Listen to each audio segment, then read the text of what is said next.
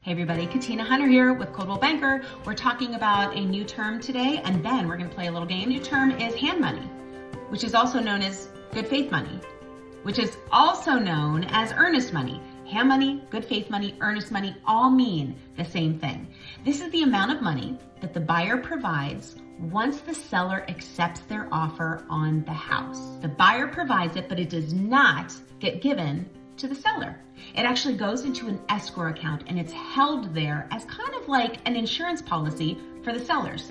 Because if the buyer defaults on their contract, let's say the day before they're ready to close on the house, they're like, oh, you know what? This other house just went on the market and we prefer that one, so thanks anyway.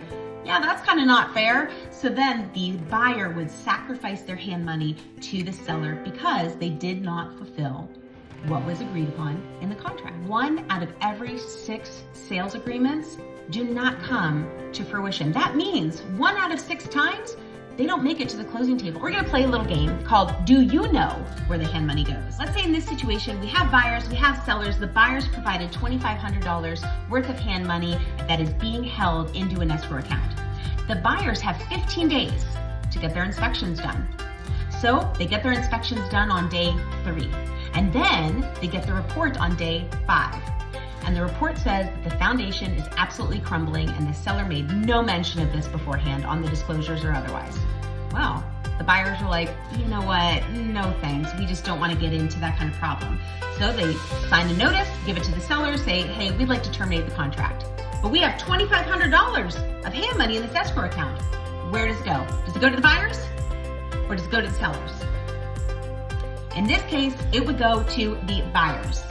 And the reason is because they have fulfilled their contract by getting their inspections done in the agreed amount of time, and they have the right to either accept the report, try to renegotiate, or terminate. Let's say in this situation that we have the same buyers, we have the same sellers, we have the same $2,500 sitting in there in the escrow account.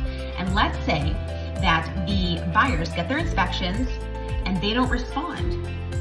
And they're just ignoring their agent and they're not doing anything. And then on day 16, they say, oh, you know what? We didn't read the report close enough before and we want to terminate. Where would the hand money go?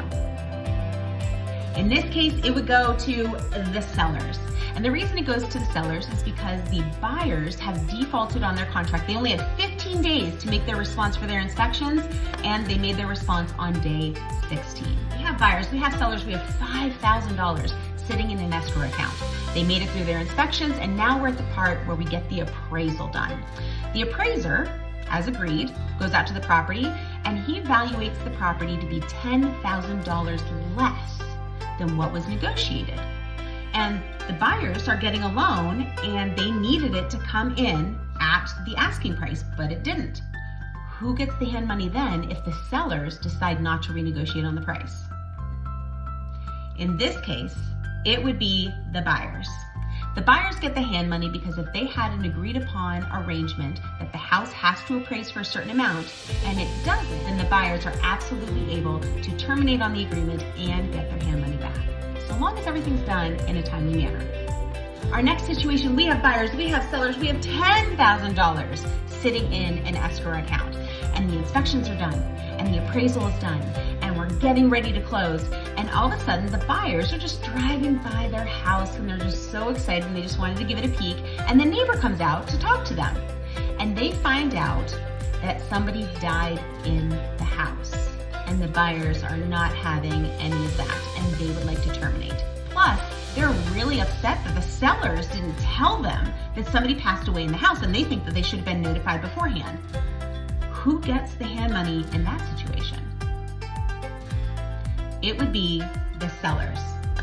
The sellers would get the hand money because, first of all, in Pennsylvania, there isn't anything on the disclosures stating that the sellers have to tell the buyers if somebody had passed away on the property. And secondly, if that was something that was concerning to the buyers, they should have written that into the contract or asked that question directly, but right now they're outside of their time frame to renegotiate on that type of information. Those are just a couple of scenarios, but of course things get much more complicated than that, and these scenarios are really watered down, so if you had something similar and it didn't turn turn out the way that I had explained, please reach out to me. I'd like to get the full color of your story so that I can tell you exactly why things happened the way that they did. Thank you so much for playing my game, and if there's ever anything that you need, don't hesitate to reach out. My team and I are always here and happy to help.